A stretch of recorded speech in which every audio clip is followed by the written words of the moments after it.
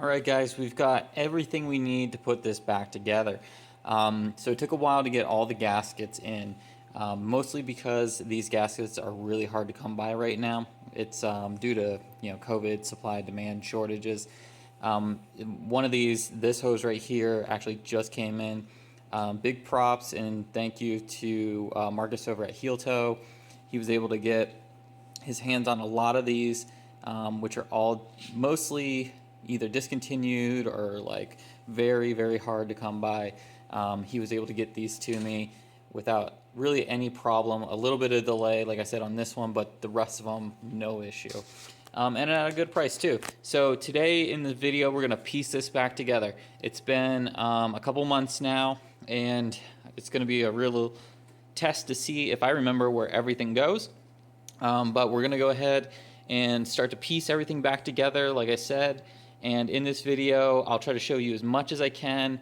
A lot of it will be still frames, some time lapse, but it's going to be putting the intake manifold back together, getting things like the PCV valve right there squared away, and basically getting this to a running, driving state again. We have a lot of work to do, so let's get started on that.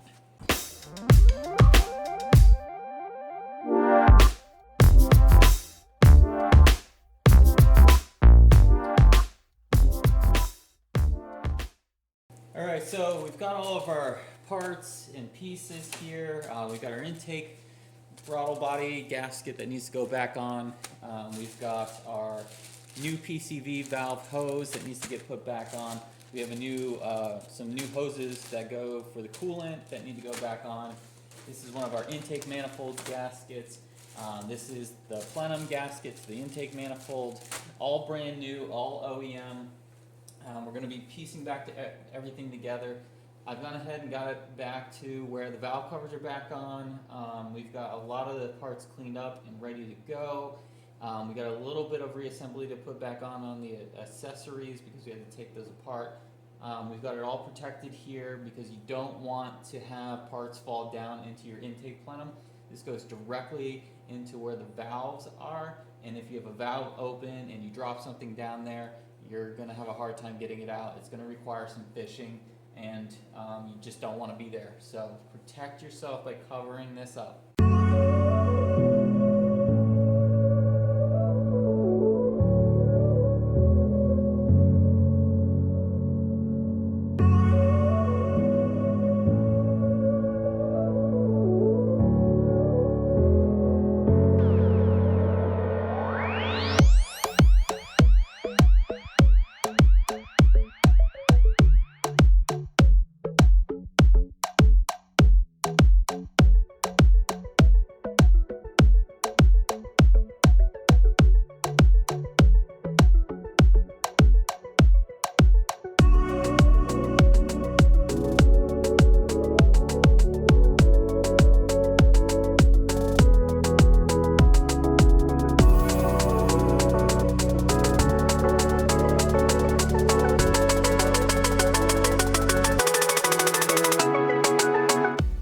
So we've got our intake manifold placed back on top of our plenum and our cylinder heads.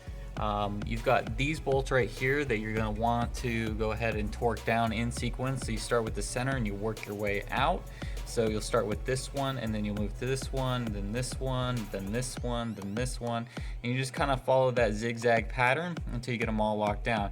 You have 2 nuts on each side, and all of these torque down to 22 Newton meters or 16 foot-pound for your torque wrench, and I highly recommend that you use a torque wrench. So here we have our EGR passages, or our passage, shall I say, that's all cleaned out. This is what we spent the whole time doing in that previous video, was cleaning this out. So this is one of the weak points of the J32A2 engine, or pretty much any J30 to J32, maybe even J35s and J37s. I don't know for sure, but definitely J32s, J30s. This EGR port gets choked up with, which is charcoal buildup from the recirculation efforts. And there's even been some TSBs about this from Acura where they try to drill it out, put a pipe in, kind of maintain that opening. It doesn't work. You still have to clean it out every so often. So right here we have our new seal. Very hard to find, but we were able to source one. This seal right here basically just kind of degrades over time and it just becomes flimsy and you lose that ability to seal properly. These are your additional two-phase plenums right there. So we'll go ahead and reconnect that with the electronically operated valve system that it has. And then we'll work our way to our throttle body reinstallation. We have a new gasket, OEM gasket for that. We just installed 2 new coolant passages. Now you can delete these if you're not in cold climates, but if you're in cold climates, I recommend that you maintain those. Here's our EGR valve that we cleaned all the way through and made sure that this was operating smoothly. Ready to go back in.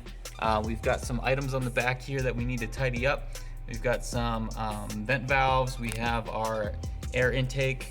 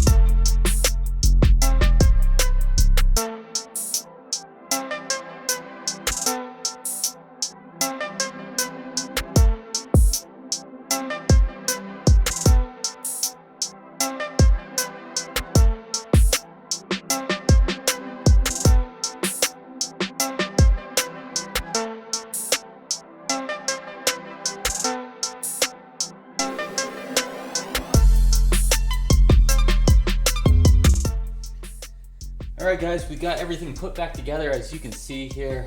Did just a little tidying up before what we're gonna do now, which is give it a first start. I've kind of gone over some things. One thing I do know is gonna make a little bit of noise because we have this power steering pump not primed. I can't bleed it while it's in the garage. But we're gonna give this a first start after all the work that we've done to it this winter. And let's see if it starts up without problem.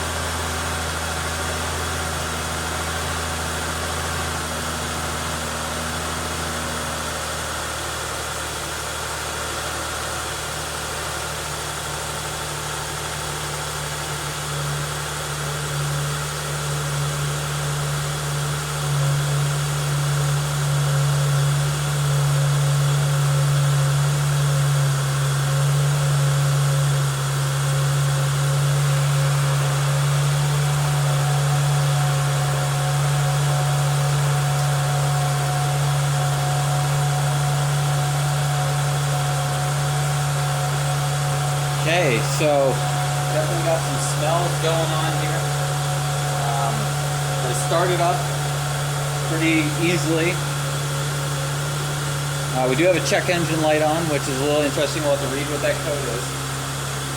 Otherwise, it started up just fine.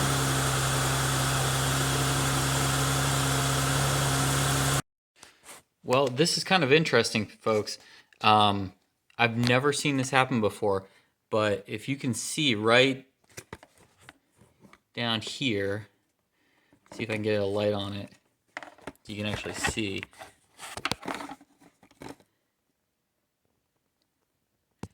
There is a crack right there in the power steering pump. It's really, really hard to see. And you can see it like right there at the bottom. Right there.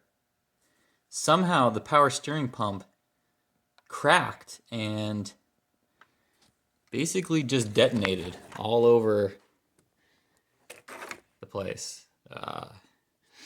I caught it only because I noticed that the power steering fluid was starting to run low, and I was like, oh, well, I should turn off the light, or turn off the engine, and that's very interesting. So now we need a whole new power steering pump. Great.